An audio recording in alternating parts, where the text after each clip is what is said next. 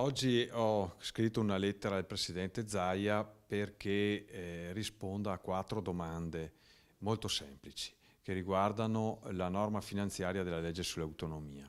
La prima domanda è come mai dal 2012 al 2017 il costo dell'autonomia passa da poco più di 5 miliardi a 18 miliardi. 8 sono 3 volte tante e le materie a nostro avviso non lo giustificano.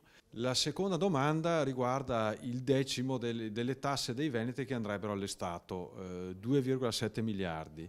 Non sarebbero sufficienti a coprire la spesa delle pensioni, che oggi vede un deficit di 3 miliardi e 7, quindi gli chiediamo come sarebbero pagate le pensioni. La terza domanda riguarda invece come, sempre con questo decimo, pagare le funzioni fondamentali dello Stato, la difesa, la sicurezza, l'ordine pubblico, la giustizia.